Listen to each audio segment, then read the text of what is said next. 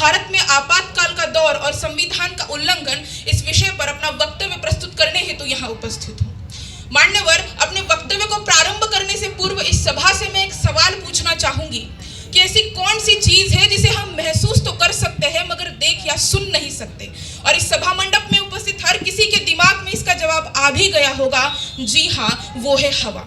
तो अगर मान लीजिए कि अगले ही पल इस पूरे विश्व से यह हवा छीन ली जाए तो क्या होगा?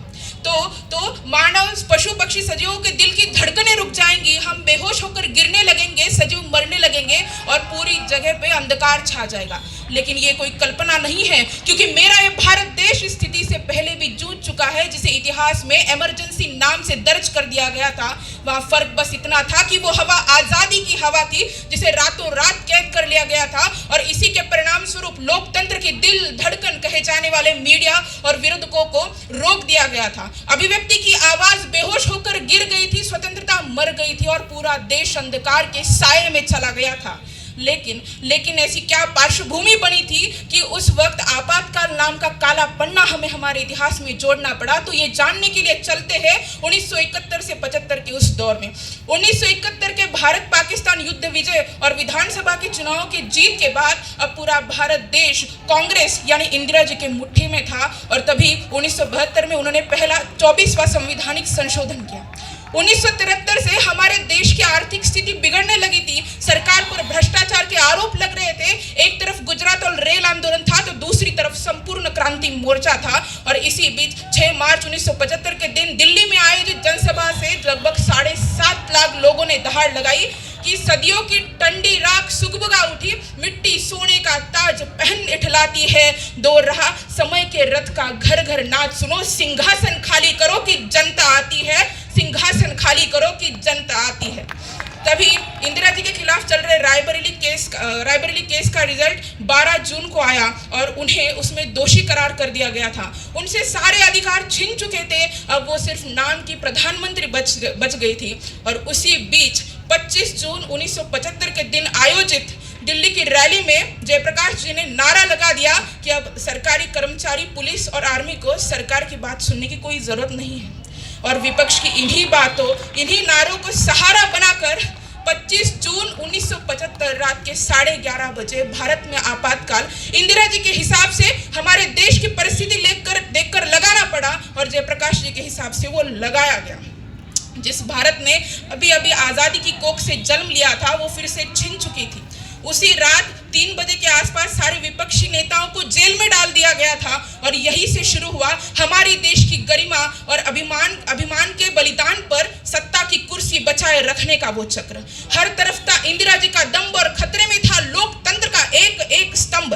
लोकतंत्र के प्रथम स्तंभ मौलिक अधिकार को 42वें संवैधानिक संशोधन से मार दिया गया था। दूसरे स्तंभ विपक्षी नेताओं को मीसा के अंतर्गत जेल में डाल दिया गया था। तीसरे स्तंभ न्याय व्यवस्था को 39वें संवैधानिक संशोधन के अंतर्गत बांध के रखा था। चौथे स्तंभ मीडिया के घरों की बिजली काट दी, सेंसरशिप लगाई गई, पत्रकारों को जेल में डाल दिया गया था, अखबार खाली आने लगे थे। लोकतंत्र का 5वां स्तंभ सांघिक ढांचे को तोड़ दिया गया था, राज्य सरकारों का अस्तित्व शून्य हो चुका था, और छठा स्तंभ अर्थव्यवस्था भी अब दम तोड़ने लगी थी। बाजारों की तो धड़कनें रुक सी गई थी, कलम पे पहारा था, जन जन में आक्रोश गहरा था।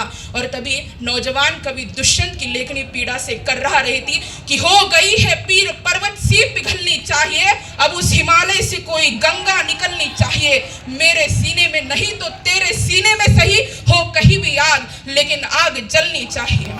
मान्यवर, इससे पहले भी भारत में आपातकाल लगाया गया, पर यह आपातकाल कुछ अलग था। 1975 से 77 के बीच का यह आपातकाल का दौर, जहां मौन को अनुशासन और आज्ञा पालन को देशभक्ति कहा जाने लगा, जहां देश की राजधानी दिल्ली के घरों पर अवैध बोलकर बुलडोजर चले और विरोध किया तो गोलियां भी चली। 60 लाख लोगों की जबरदस्ती नसबंदी कराई गई थी, और संविधान में अनुच्छेद 42, 39वें संशोधन, 21वें अनुच्छेद को खारिज कर और 9th शेड्यूल लाकर संविधान का उल्लंघन ही नहीं, अपितु संविधान का मुख्य ढांचा ही बदल दिया गया था। और इस आपातकाल का परिणाम हमें अंतर्राष्ट्रीय स्तर पर भी भुगतना पड़ा।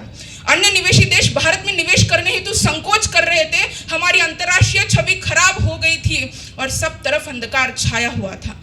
लेकिन कहते हैं ना कि रात कितनी भी घनी क्यों ना हो, सुबह का सूर्य उदय होना तय है। और इसी तरह 21 महीनों की इस घनी रात के बाद 21 मार्च 1977 उस दिन हमारी लोकशाही का पुनः उदय हुआ। आपातकाल खत्म कर दिया गया था, एक नए भारत का जन्म हुआ, ऐसा भारत जिसने आपातकाल को सबक मानकर ऐसे आगे बढ़ा कि आज वो पूरे विश्व में एक मजबूत लोकतंत्र बन के खड़ा है।